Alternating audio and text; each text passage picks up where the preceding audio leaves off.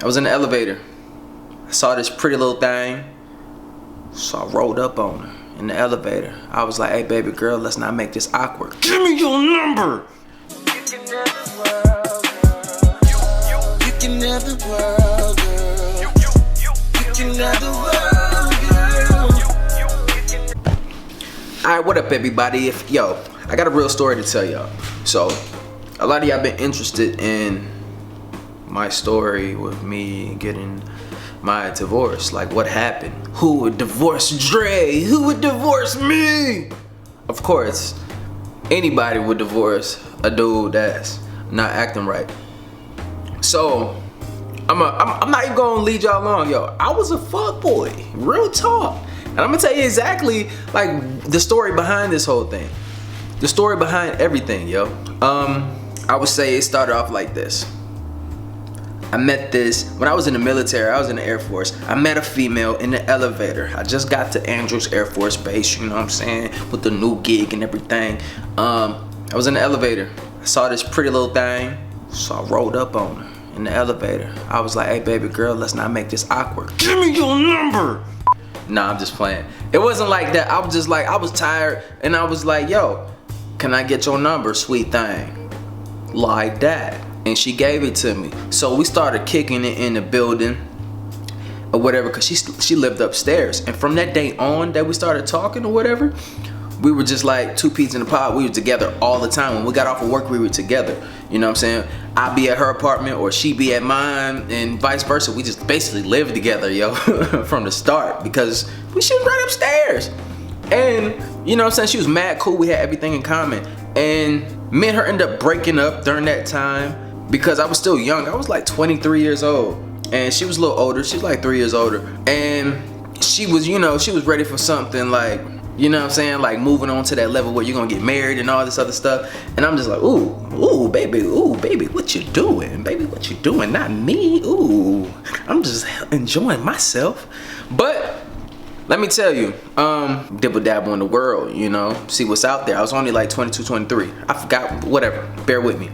And I ended up getting back in there with her. Some friends were having an event, and it was his birthday party, and we're going to the strip club. We're going to the strip club, and she was gonna be coming too, because, you know what I'm saying, my friends was her friends now, because she got, you know what I'm saying, the friends from me.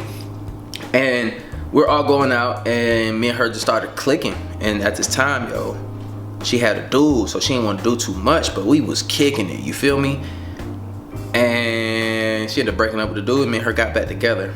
So, what happened was, fast forward, you know, we're back, everything is good, and we're shucking oysters, because when me and her together, we cooked a lot. We shucking oysters, and she stabbed herself in the hand. She stabbed herself in the hand on accident with the knife, and her blood was squirting everywhere. So I tried to like do everything I could, and we called up our friend from downstairs. She was a nurse. Luckily, she came up. She helped us with the situation, and I knew from that day on, I care about this girl for real on that level. And granted, yo, I was getting ready to deploy to the desert, and I was deploying to the desert, and I was gonna be gone for like 8 months, maybe 6 to 8 months. So if anything was to happen to her during that time, her health insurance wasn't like the best. You feel me? Like mine was. I can go to get anything checked out whenever I want to for free. And if you're married to a military person, you will get those benefits just like I do. So I was like, damn, this would be much easier if she had all this and that. Granted, I didn't really want to get married at the time, but I just wanted to make sure my shoulder's gonna be straight while I was gone. So when I was gone, she got into a car accident. Boom, you know what I'm saying? She got into a car accident, but guess what? She was covered because my benefits, everything was taken care of in a smooth manner. Luckily, you know what I'm saying, she didn't have any serious injuries, but at the same time, you know, it was good that she had that coverage and everything. And yeah, man, so fast forward, man, we end up having I'm gonna tell y'all when things got rough. So we went through a hard time or whatever, because we didn't really argue that much. And when we got into arguments, it was kind of bad because we didn't know how to really argue. I was still immature with my arguments. I'll call names, stuff like that, and she would do the same. None of us was innocent. And I'm gonna get through all that. I don't want to get all into that, you know. But I would say I ended up buying us a house. I bought us a house, people. You know what I'm saying? How many dudes gonna buy you a house? I bought us a house, man. And because I wanted her to have her dream home.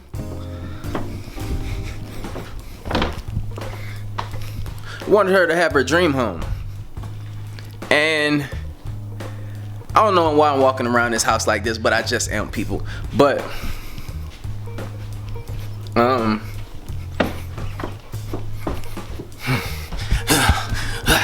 to make it upstairs. I'm tired.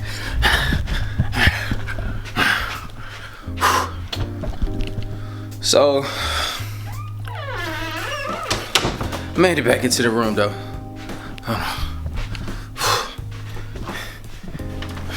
We end up getting the house. We moved in, our dream house, and everything was straight.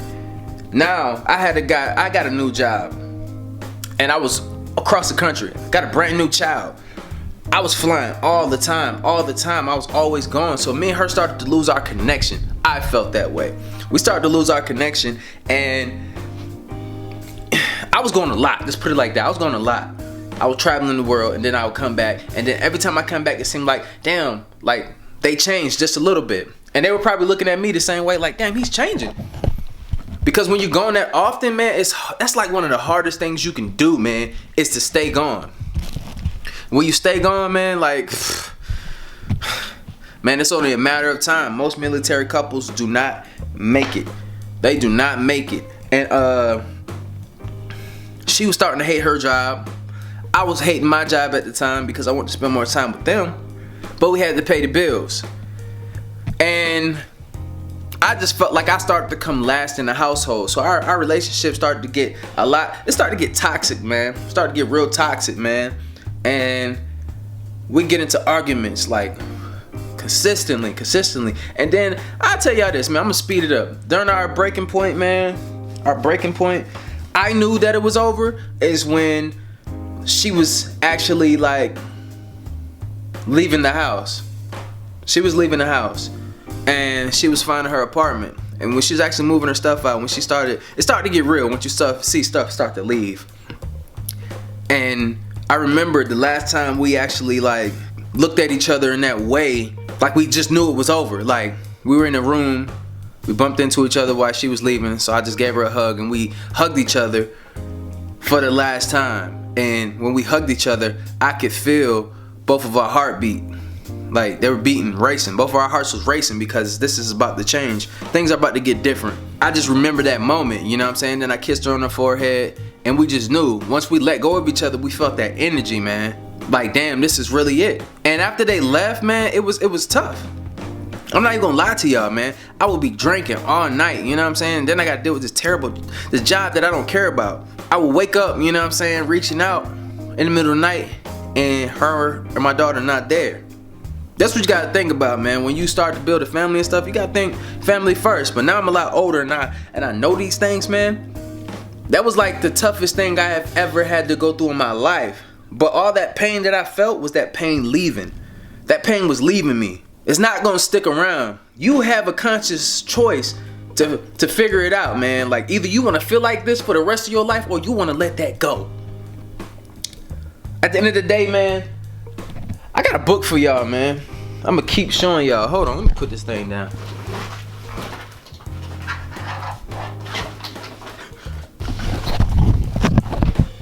And everybody, like, if you're in a marriage or something like that, man, relationship, don't matter. Before you get in one, I think everybody need to read this book. This is the military version, but they got a regular one too as well. The 5 love languages, man. By reading that, it will show you how different people love. So it's not necessarily that your partner is not into you anymore. It's just that you don't know how to love that person. You don't know how to see that person, how they're trying to reach out to you. Now when you read that book, it's going to show you, it's going to explain the different type of people and show you, and then you can identify your partner in there, like, oh, this person does this a lot, you know what I mean? So this is the type of lover that they are, and this is the type of love that they like to receive back. So therefore you cannot be selfish, and you can give them that back. You understand where I'm coming from? So yeah, just do that, you know. And I think it works out a lot, man. You get a better understanding for the way that people are, and I think a lot of our marriages and stuff like that will be a lot more successful once we start educating ourselves and stop looking at love and hip hop and all this other stuff, looking at these people, oh, their relationships, oh, they break up with this person, now they with this other person. Yo, they glorifying this stuff on TV. I know it's reality TV, most of it's fake, but a lot of people treat it like it's real. You have to understand, man, divorce ain't fun. It can leave you broke. It can leave you brokenhearted. It can leave you broken. All the B words. You feel me? So just make sure y'all taking care of each other, man. If you're in a marriage, treat it seriously. A marriage is the toughest job that you would never get paid for. A marriage is the toughest job you would never get paid for. So make sure that you're out here doing the right thing, man. Make sure you're out here treating your woman right, and make sure you're out here treating your man right. Whatever you got, you know what I'm saying? So if you got somebody, put your all into it. Everything is not gonna be right all the time.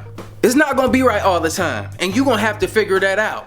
It's up to you whether your marriage or your relationship is gonna make it or not, man. So make the best of what you have with that person that you're with now. If you are in a bad time with somebody right now, and y'all not talking or whatever, just call them. Tell them how you feel. Tell them, yo, I love you at the end of the day.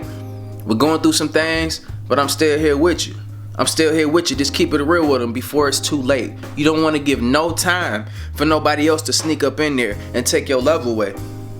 Let's all think about that before we start acting out here in the world, you know? So hopefully somebody got something from this, a good message from this. And if not, man, this was really my story, man. And it didn't leave me broken. I just educated myself and I feel better. We out here though, you know what I'm saying? So if I can make it, any of y'all can make it too. Like I always say, man, I love y'all. Keep spreading that love. And to all the women in the past that I hurt, I'm sorry. To my ex-wife, you know what I'm saying? You out there somewhere, I'm sorry. You know what I'm saying? Hey, I wish nothing but the best for you. And let's keep it positive, man. I'm out.